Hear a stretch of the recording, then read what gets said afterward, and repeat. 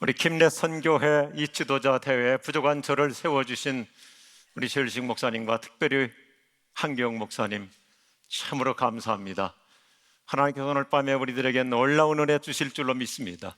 특별히 우리 전대적 선교사님 말씀을 들으면서 얼마나 가슴이 뜨거워지는지, 제가 한 달 반 전쯤에 텍사스 달라스에 갔었습니다. 그 크리스 웨슬 목사님께서 목회하셨던 달라스 퍼스트 배프티스트 처치에 가서 예배를 드렸는데, 예배 시간에 주님이 말씀하시는 거예요. 너 암 나았어. 암 나았어. 할렐루야. 그래서 이 짧은 한 달 보름 사이에 제 얼굴이 얼마나 좋아지고 있는지 교인들도 놀라는 거예요. 치료하시는 하나님이신 줄로 믿습니다. 얼마든지 선교 현장에서 사도행전의 기적은 계속될 줄로 믿습니다. 영광스러운 주님, 오늘 이 밤에 오시옵소서. 선교의 영으로 오시고, 비전의 영으로 오시고, 꿈의 영으로 오시고, 능력의 영으로 오시고, 이 자리에 치유의 영으로 오시고, 회복의 영으로 오시옵시고, 승리의 영으로 오시옵시고, 말씀과 환상의 영으로 오시옵시고, 하나님, 아까 우리가 개회를 시작하면서 한경 목사님께서 말씀하신 것처럼 우리는 단순히 코로나에 끌려가는 자가 아니라 위드 코로나 수준이 아니라 윈 코로나 위드 크라이스트, 예수 그리스도의 능력을 가지고 이 세상을 이기며 하나님의 나라를 세계 방방 곳곳에 퍼뜨려 나갈 수 있는 놀라운 선교대의 축제가 될 수 있도록 축복해 주시옵소서. 오늘 밤 우리 모든 선교사님들에게, 선교 지도자들에게, 그리고 이 밤에 모인 모든 우리 교우들에게, 그리고 영상을 통해서 이 예배에 참여하고 있는 수많은 모든 현장에 있는 자들에게 동일한 성령을 주시옵소서. 은혜의 영으로 찾아가 주시고, 기름 부심의 영을 주시옵시고, 큰 영을 주셔서 세상이 감당할 수 없는 믿음의 사람들로, 비전의 사람들로, 선교의 사람들로 축복해 주시옵소서. 예수 그리스도 이름으로 기도드립니다. 아멘. 요즘 전 세계적으로 회자가 되고 있는 가장 보편적인 용어 중에 하나가 있다면 플랫폼이라는 단어이죠. 플랫폼. 원래 기차 정거장 어떤 승강장을 얘기하는데, 이것이 북한식으로 말한다면 장마당이 해당됩니다. 저는 설교를 준비할 때 북한 성경을 자주 봅니다. 왜냐하면 가장 순수한 우리말을 잘 표현하고 있거든요. 우리가 이제 집에 가면 그 고급 전등 중에 샹들리에라는 거 있잖아요. 샹들리에가 북한 말로 뭔지 아십니까? 떼불알 전등입니다. 아주 참 멋있어요. 장마당. 이 플랫폼의 역사는 고대 그리스 시대부터 본격적으로 시작했는데, 사람들이 모여가지고 모든 것들을 같이 나누는 현장입니다. 그래서 아고라라는 말을 쓰기도 했어요. 아고라. 사람들은 여기 모여서 서로 토론합니다. 지식을 나눕니다. 철학자들이나 정치가들의 많은 강연을 들으면서 모든 인포메이션을 교류하는 현장입니다. 그래서 이것을 현대적인 용어로는 플랫폼, 요즘 소위 인터넷 포털 사이트, 그래서 세계 4대 플랫폼, 우리가 잘 아는 듯이 구글, 아마존, 애플, 페이스북 같은 기관이 있죠. 이런 시대적인 현장 속에서 오늘 우리 선교 지도자들이 각 분야에서 최고의 전문가들이라는 우리 지도자들이 이제 새로운 플랫폼 선교 시대를 열어갈 수 있는 절묘한 타이밍입니다. 이미 우리 전선교사님께서 말씀하셨지만, 하나님께서는 타이밍에 맞게 새로운 선교 현장을 리셋할 수 있는 놀라운 기회를 우리에게 주시는 줄로 믿습니다. 우리가 그동안 목회 현장에서, 선교 현장에서, 삶의 모든 현실 속에서 경험하는 것 중에 하나가 뭡니까?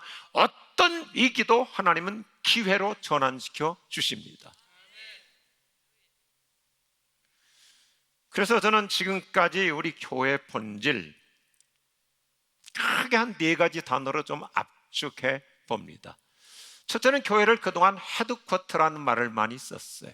헤드쿼터, 본부라는 말이죠. PPT를 띄워주시면 좋겠어요. 그래서 모든 모임 조직이 다 중앙 통제입니다. 약간 일방적이죠.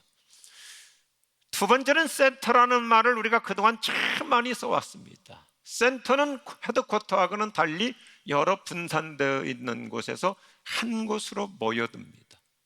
그래서 선교센터라는 말을 참 많이 사용해 왔습니다. 역시 일방적입니다. 그래서 요즘 콜센터 뭐 이런 단어들을 익히 쓰고 있잖아요. 세 번째는 허브라는 단어를 많이 쓰고 있습니다. 허브, 공항, 항구처럼 잠깐 통과하는 것입니다. 트랜짓하는 것입니다. 그런데 안타깝게도 너무나 많은 현대 교회가 허브화되어 가고 있습니다. 특히 저도 한 사람의 목회자로서 늘 긴장하는 것이 교회가 커져갈수록 대형 교회가 될수록 불가피하게 주일날 한순간에 밀물처럼 왔다가 썰물처럼 그냥 빠져나가는 허브화되어 가고 있습니다. 해 아래 새 것이 없는 것 같아요. 그래서 어떻게 보면 시대적으로 교회를 새롭게 본질을 회복하려고 이 플랫폼이라는 단어가 다시 대두되기 시작한 것입니다. 네 번째입니다. 플랫폼.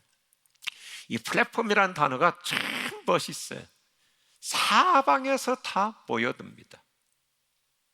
서로를 만나게 해줍니다. 일방성이 아니라 쌍방향입니다. 다방향입니다. 함께 만나서 소통하고 공유합니다. 언제든지 들어가서든지 플랫폼, 인터넷 포털 사이트 플랫폼 그러면 내가 들어가서 뭐든지 놓고 나오고 또 필요한 것은 다 퍼가는 것입니다. 저는 몇 년 전부터 생각해 봤어요. 이게 교회 본질이구나. 교회는 어떤 곳이에요? 누구든지 와서 함께 만납니다. 그리고 한 주간에 있었던 모든 좋은 것들, 말씀을 묵상했던 거, 기도응답 받았던 거, 은혜 체험했던 거 나눕니다. 그래서 내가 좋은 거 교회에다 놓고 가고 또 필요한 거 가져갑니다. 교회는 가장 이상적인 은혜의 플랫폼입니다. 오늘날 우리가 반드시 짚고 넘어가야 될 선교적 교회론 좀 압축해 보고자 합니다. 요즘 우리가 귀가 따갑게 미셔널 처치라는 말을 많이 씁니다.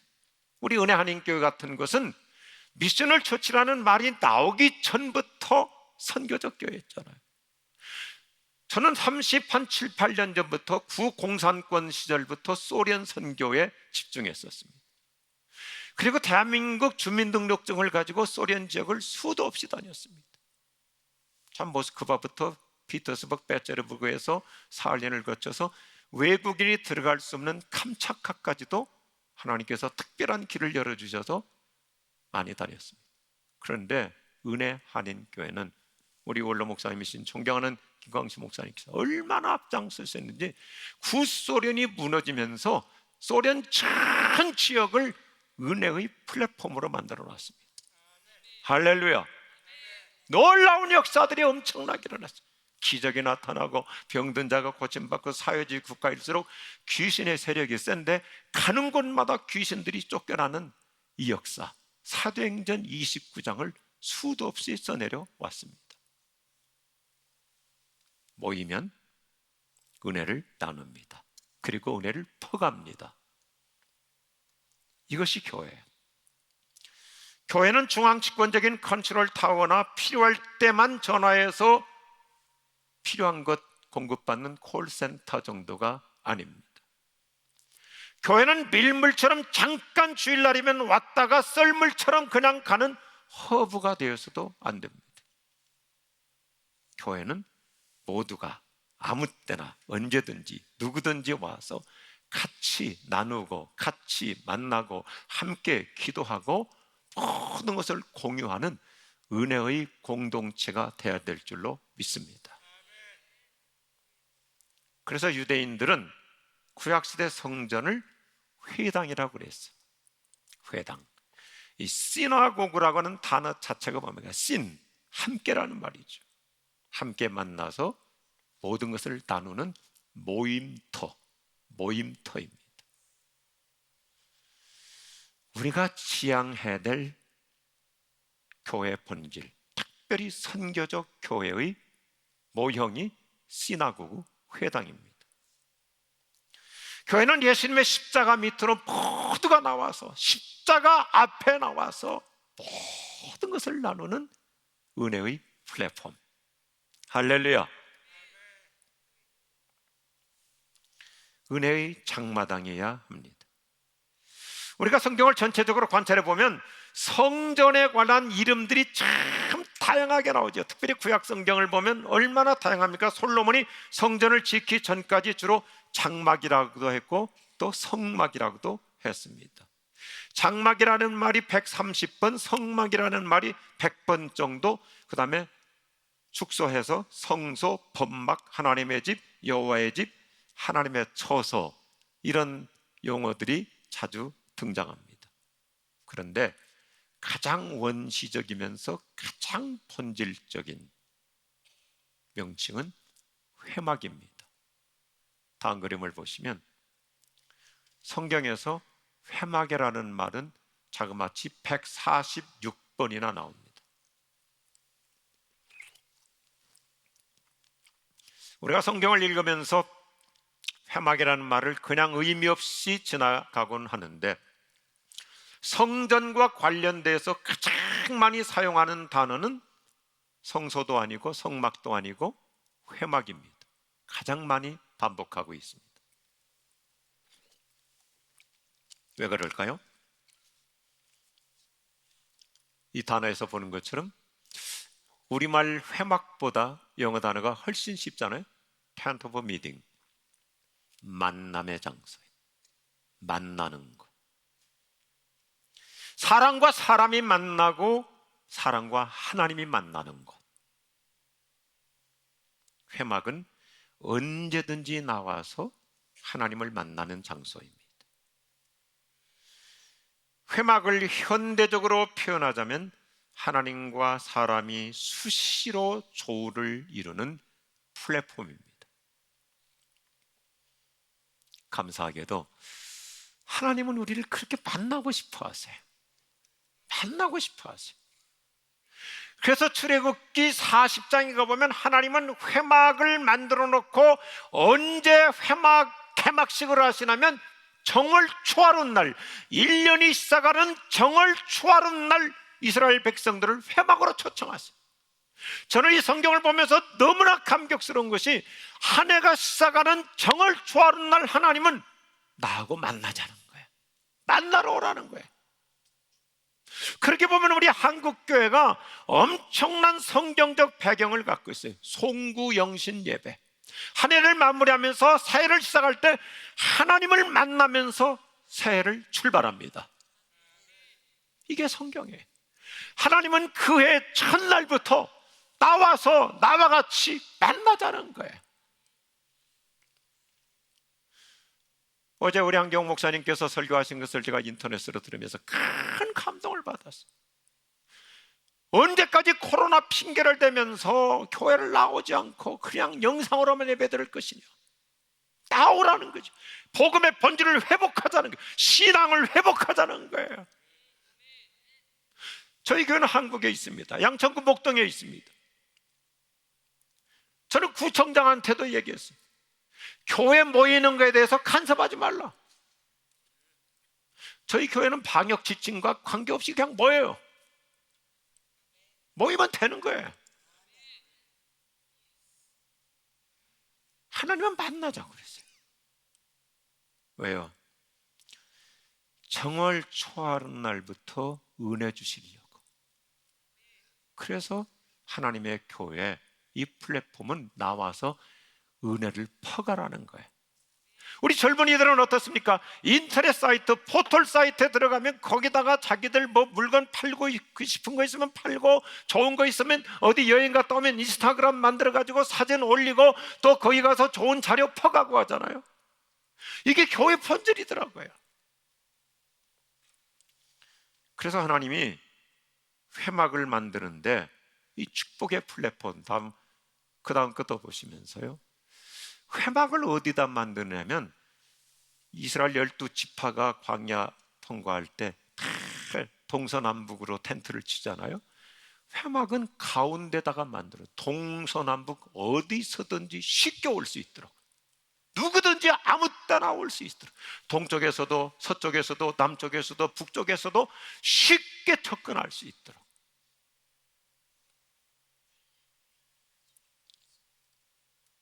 그래서 회막이 우리 은혜 아닌 교회, 또 우리가 섬기는 교회들, 선교지, 아무나 언제든지 나와서 하나님을 만나는 현장이 되어야 될 줄로 믿습니다. 그래서 새로운 플랫폼을 만들어가는 본질적 교회를 회복하자. 이것이 오늘 선교대에 제가 외치고 싶은 메시지입니다. 은혜의 플랫폼을 만들어가는 거예요. 우리 선교사님 짧은 시간 동안 얼마나 방대한 스토리를, 또 다른 사도행전 얘기를 해주셨잖아요. 선교지마다, 선교 현장마다 누구든지 와서 하나님을 만날 수 있는 것. 그래서 오늘 크게 세 가지로 우리 선교의 플랫폼 리셋을 좀 하고 싶습니다. 첫 번째, 같이 하면 좋겠습니다. 하나님과의 만남을 사모합시다. 오늘 출애굽기 33장 7절 말씀을 보면 이스라엘 백성들은 하나님을 만나고 싶어가지고 모두가 자기가 머물고 있는 텐트 밖으로 나와서 고개를 내밀고 모세가 들어가는 회막을 향하여 다 쳐다보고 바라보는 거예요. 교회는 나와서 교인들끼리, 성도들끼리 일주일 동안 흩어졌던 사람도 만나지만, 교회 와서 만일에 하나님을 만나지 못하고 간다면 얼마나 서글픈 일이에요. 너무나 많은 교회들이 문제의 원인이 어디 있는가 하면, 교회 와서 사람은 만납니다. 자기 또래 만납니다. 만나고 싶었던 사람 만납니다. 그런데 하나님 못 만나고 가니까 영이 병드는 거예요. 죄만 오염돼 가지고 가는 거예요.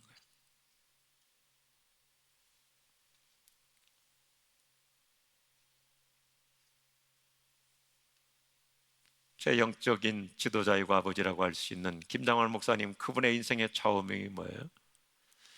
사람이 사람을 만나면 역사가 일어나지만 사람이 하나님을 만나면 기적이 일어납니다.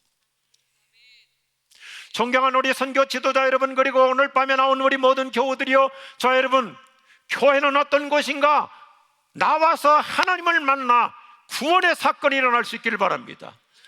아까 우리 선교사님 말씀하신 것처럼 누가 됐든지, 어린아이가 됐건 할머니가 됐건 애들 때문에 따라온 엄마가 됐건 아버지가 됐건, 교회 나오면 하나님을 만나는 구원의 사건이 일어나야 되고 변화의 사건이 일어나야 되고 응답의 현장이 돼야 될 줄로 믿습니다. 오늘날 너무나 많은 교회들이 교제 공동체로만 끝나고 있어요. 교회 와서 모처럼 만에 만나고 밥 먹고 교제하고 필요하죠. 그러나 더 중요한 건 뭐예요? 내가 오늘 예배를 통해서 하나님을 만났나? 저도 한 사람의 목회자로서 교회를 개척하고 지금 34년 동안 목회하고 있지만 단 한 주일도 빠지지 않고 기도하는 것이, 주님, 오늘도 예배를 통해서 구원의 사건이 일어나게 하여 주옵소서. 예수 만나게 하여 주옵소서. 하나님을 경험하고 가게 하여 주옵소서. 변화의 사건이 일어나게 하여 주옵소서. 기적을 경험하고 가게 하여 주시옵소서. 목사인 저도 예배를 통해서 주의 음성을 듣는 거예요. 미국에 와서도, 미국에 가서 예배를 드리면서 너 오늘 네 암 나았어. 하나님을 만나는 체험이 필요한 것입니다. 우리 선교 지도자 여러분, 내 선교 현장 속에서 내가 드리는 예배가 몇 명이 모이든지 간에, 어떤 환경에서 지붕이 없는 예배당이라 할지라도 나왔다면 하나님을 만나는 회복의 현장이 될 수 있기를 축복합니다. 두 번째 같이 하죠. 하나님과 같이 하겠습니다. 하나님과 친밀한 교제를 나눕시다. 모세는 회막에서 하나님을 만나요. 그리고는 이 세상 어떤 종교도 표현할 수 없는 설명을 해요. 회막에서 모세는 하나님과 친구가 돼요. 친구. 오늘 11절 말씀을 보실까요? 여호와께서는 마치 사람이 자기 친구에게 말하듯이 모세와 얼굴을 맞대고 말씀하셨다. 감격스러워요. 하나님하고 너무너무 친밀한 플랫폼을 만들어가요. 그래서 모세는 하나님과 친구가 되었기 때문에, 늘 하나님과 친밀한 교제를 나누기 때문에 광야 40년이 힘들었지만 외롭지 않았어요. 모세는 아마 아침에 일어나면서 이렇게 하나님하고 교제했을 거예요. 굿모닝 갓. 하나님, 좋은 아침입니다. 하나님하고 친구로 살아요. 민수기 12장 8절에서도 하나님은 모세와 만나 교제를 나누는데 얼굴과 얼굴을 맞대고 아주 인티메이트, 친밀하게 교제를 나눴다 그랬습니다.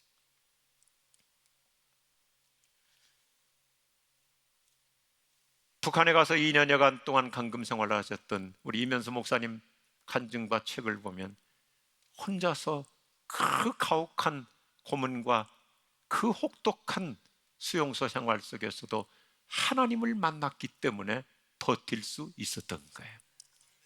하나님과의 친밀한 교제.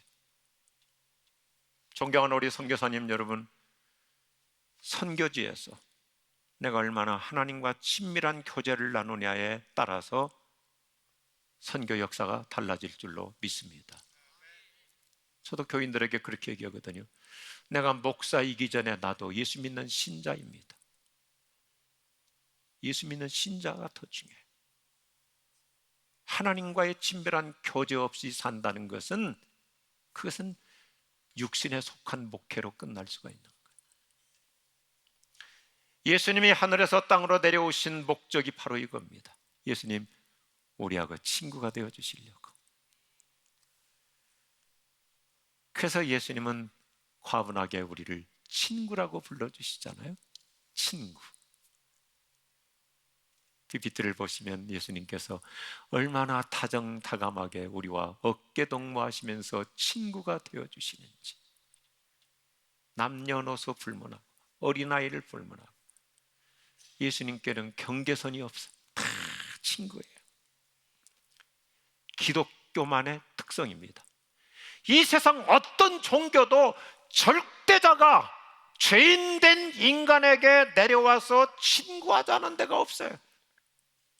우리가 그리스 로마 신화를 읽어보면 신들이 오히려 인간이 잘 되는 것을 질투하고 진노하고 벌을 내리잖아요.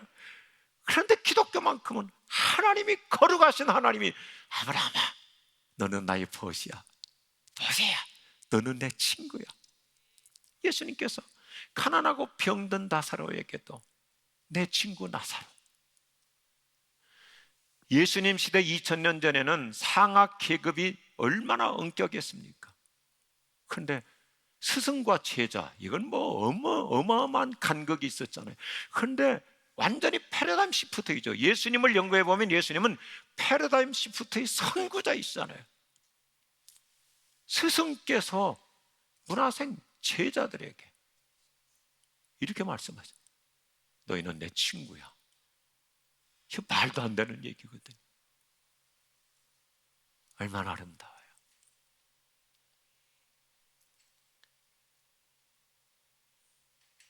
우리가 젊은 층일수록 온라인 포털 사이트에 들어가면 얼굴 한번 보지 않고도 서로 친구가 되잖아요. 서로 올리고 뭐 어디 여행 갔다 온 거 사진 올려가지고 금세 가까워지고, 세상도 알지도 못하면서 친구가 되는데 우리는 예수님 안에서 십자가에 한 피바다 한 몸이는 한 형제와 자매로서 얼마나 다정한 친구가 되어야 될 것인가. 특별히 이 킴넷 선교 지도자대에 너무나 중요하다고 생각해요. 특히 우리 한국 선교사님들은 어느 곳을 가든지 창조적 선교를 해요. 서양 선교사들이 못한 것을 우리는 다 하잖아요. 그런데 한 가지 약점이 뭐냐면 독불장군이에요.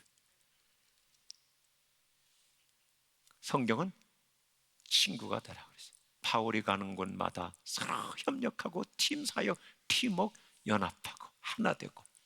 그래서 이 모임, 하나님께서 이번에 이 지도자 대회를 통해서 하나 되게 하시는 성령으로 우리 모두를 기름 부어 주실 줄로 믿습니다. 선교지에서 외로울 수 있습니다. 힘들 수 있습니다. 특별히 우리 코로나 상황 속에서 경제적으로 많은 지금 억압 속에서 우리가 힘들 수 있습니다. 이럴수록 우리는 주님은 나의 친구, 예수 나의 친구, 아멘, 아멘, 아멘, 아멘, 아멘. 같이 할까요? 예수 나의 친구, 아멘, 아멘, 아멘, 아멘, 아멘.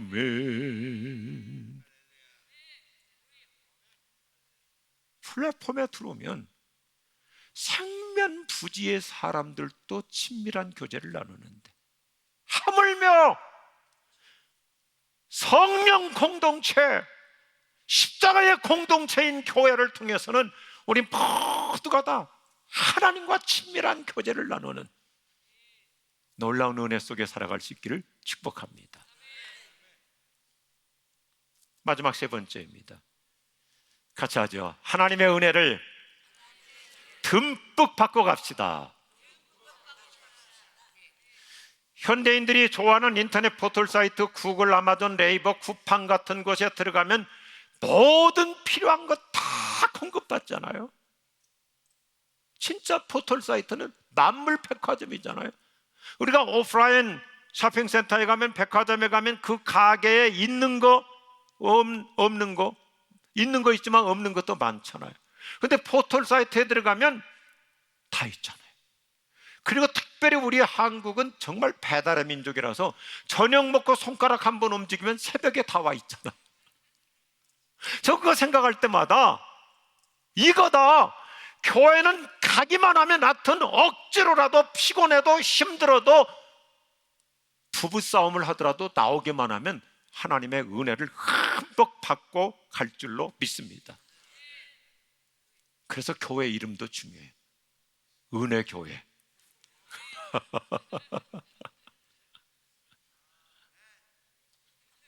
할렐루야.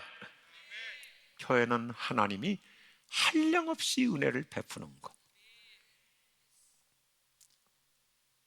요한복음을 보면 무제한으로 은혜를 베푸신다고 그랬어요. Unlimited, 무제한으로 은혜를 베푸신다. 모세가 궁금했어요. 하나님, 왜 정월 초하는 날부터 회막을 만들고 나오라고 하십니까? 왜 그릇 나오라고 하십니까? 궁금하잖아요. 그래서 오늘 출애굽기 33장 17절부터 23절까지 하나님께서 왜 회막을 만들어 놓고 초하루는 날부터 회막으로 나오라고 하시는지를 설명하는데, 핵심은 하나예요. 하나님은 지금 이스라엘 백성들에게 은혜를 베푸시려고 나오라고 한 거예요. 이스라엘 백성들 어떤 사람들이에요? 여전히 출애굽 후에도 여전히 우상 못 버리고 있잖아요. 여전히 신앙이 없어요. 그런데도 하나님은 나오라는 거예요. 나오기만 하면 나는 너희들에게 은혜를 주려고 회막을 만들어놨다.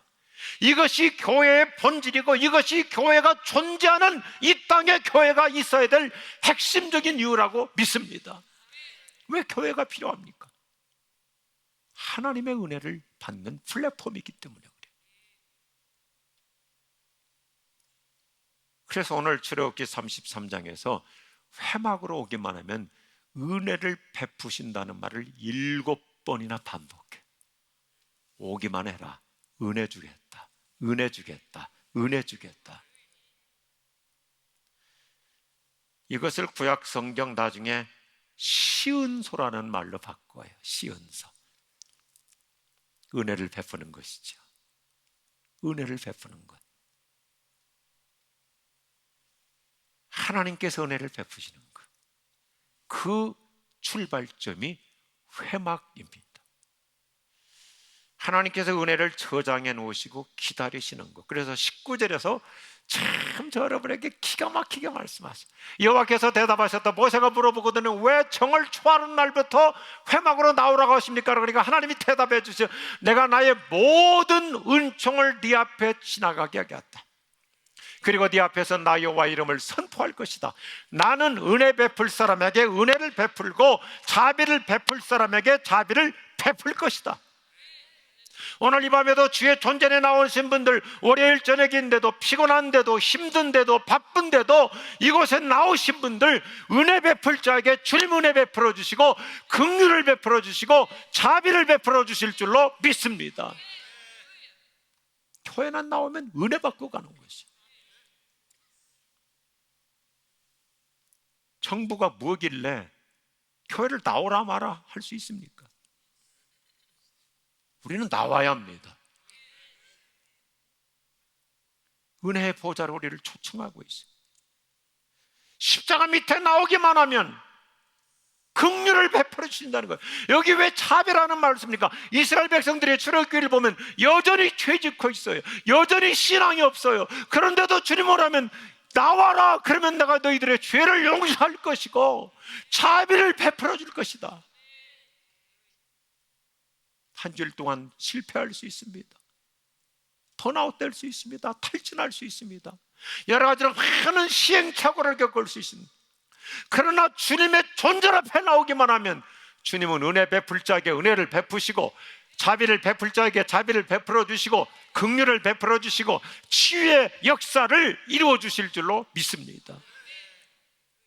그래서 교회는 새로운 선교 시대를 향해서 은혜의 플랫폼을 만들어 가자고 하는 것입니다. 북한은 지금 밀려오는 개방화, 더 이상 이제 막을 길이 없을 것입니다. 아마 우리 이면서 목사님께서 내일 아주 디테일하게 북한 현장 얘기 많이 말씀하시겠지만은 저희 교회도 탈북자들이 한 150명 되거든요. 그리고 우리 한경 목사님이 1년에도 몇 차례씩 한국에 나오셔가지고 탈북자들을 위해서 트레스디아스를 하는데 저희 교회 탈북자들도 저희는 탈북자라는 말을 쓰지 않고 오래전부터 저는 통일민이라고 그래요. 하나님께서 통일을 시키시고 통일 이후에 쓰시려고 보내신 요셉과 같은 리더들, 통일의 전사들. 북한은 이미 남한 드라마가 완전히 그들의 젊은 세대 문화를 다 바꿔버렸어요. 그래서 남몰래 그들이 다 숨어서 남조선 드라마를 보기 때문에 북한 젊은이들이 쓰는 용어가 다 남조선화 돼버렸어요. 그래서 그들도 데이트하면서 오빠 오빠 그러잖아요. 그래서 오빠라고 부르면 벌금형을 받는데도 본능적으로 나오는 거예요. 우리 한국의 특별히 목회자들은 바빠가지고 뭐 드라마 볼 시간이 없어요. 그런데 북조선 인민들이 저보다 남한 드라마를 더 잘 알아요. 하나님의 통일 준비예요. 하나님의 역사가 진행된 줄로 믿습니다. 그리고 주로 우리나라 드라마의 재밌는 특징 중에 하나가 뭐고, 우리나라 드라마는 세계 유일의 특성을 갖고 있는데 우리나라 드라마는 주로 모든 내용 중에 먹는 거예요. 먹는 거. 그것도 부잣집에서 잘 먹는 거예요. 그러니까 북한 주민들은 남조선에 대한 생각이 저절로 바뀌고 있어요. 야, 나만 잘 사는구나, 잘 먹는구나. 1년에 한 번 리밥에 소고기, 쌀밥에 소고기 한 그릇 먹는 게 소원인데 남조선은 맨날 그냥 진수성찬. 이게 하나님의 통일 전초 작업인 줄로 믿습니다. 선교는 하나님의 스토리잖아요. 하나님의 선교잖아요. 아까 우리 전 선교사님께서 쿠바가 망한 거, 저도 몇 년 전에 도미니카 대통령 조찬 기도에 설교하고 쿠바로 건너갔었어요. 전 선교사님 말씀 많이 들었었어요. 제가 구소련을 오랜 기간 동안 사역했고 다니고 있기 때문에 잘 알거든요. 북한에 제가 여러 차례 가면서 소련의 러시아의 편천 역사를 얘기하면 다 귀담아 들어요. 그대로 진행되거든요. 소련이 무너지며 자유경제화되는 것처럼 북한이 그렇게 지금 거의 소련의 편천 레파토리를 그대로 따라가고 있어요.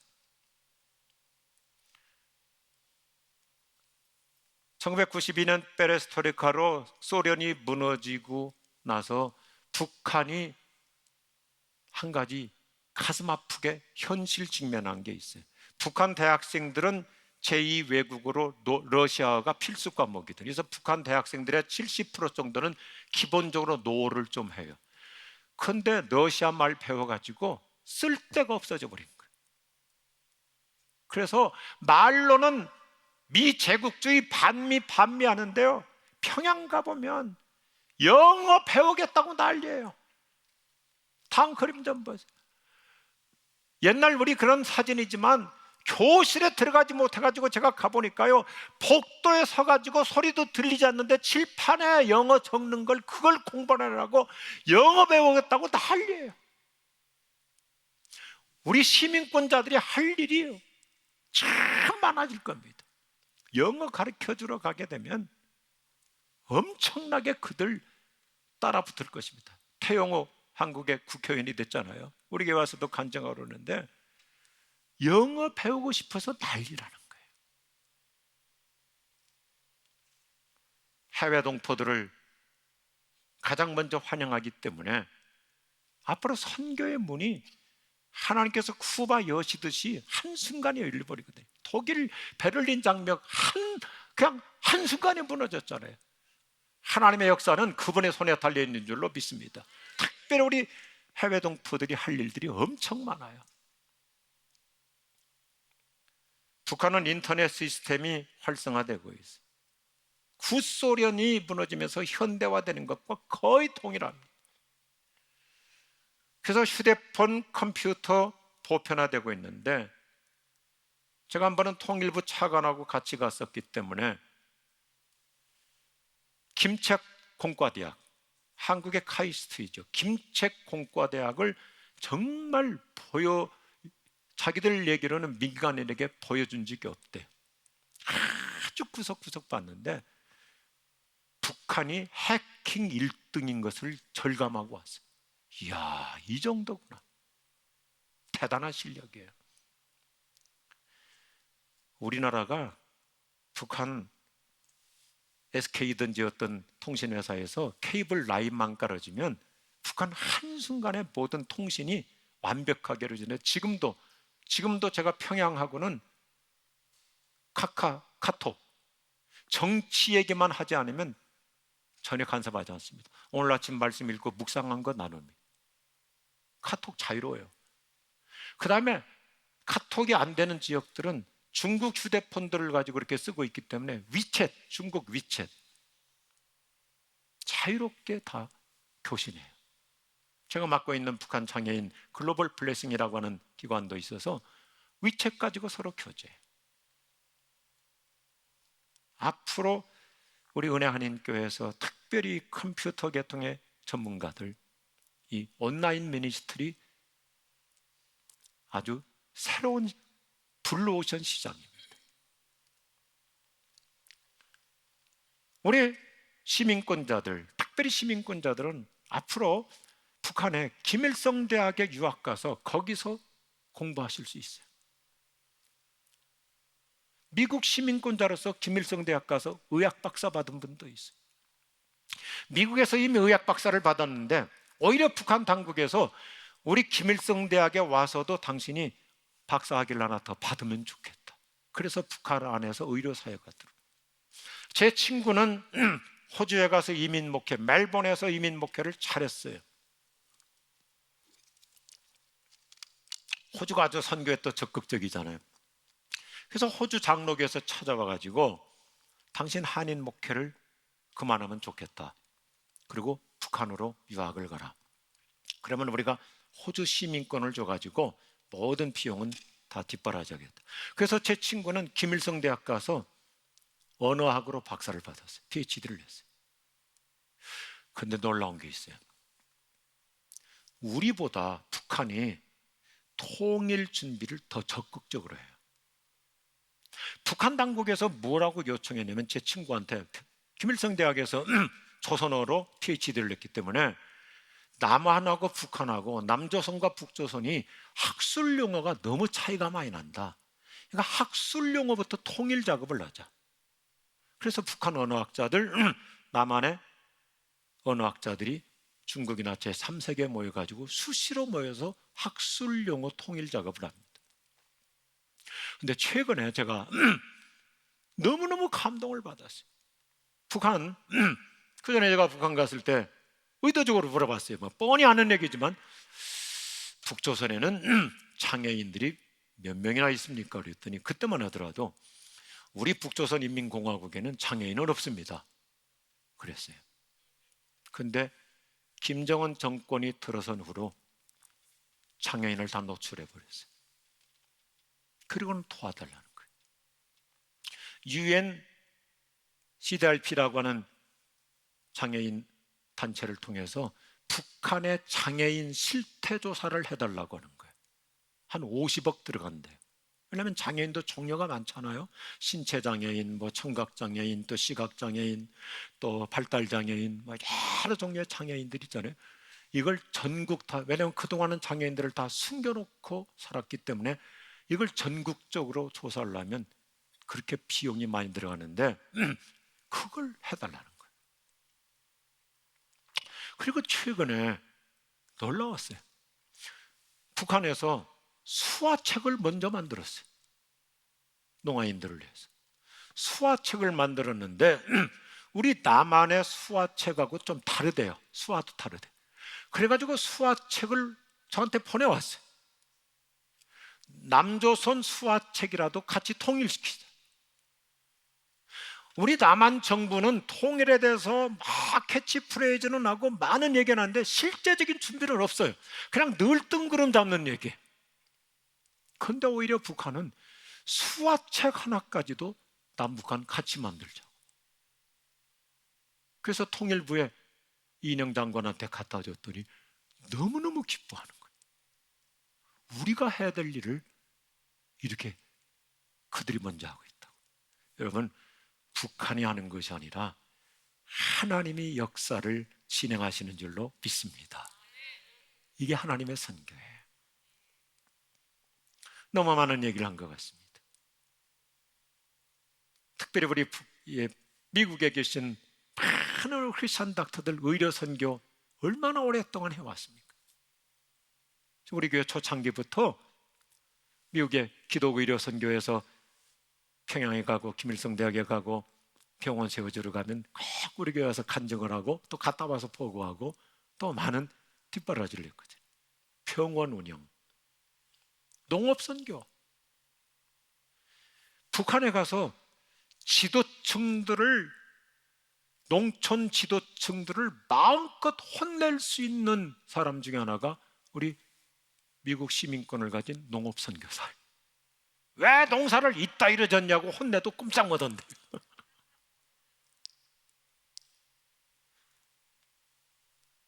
장애인 선교 앞으로 엄청나게 활발해질 거예요. 말씀을 마치고자 합니다.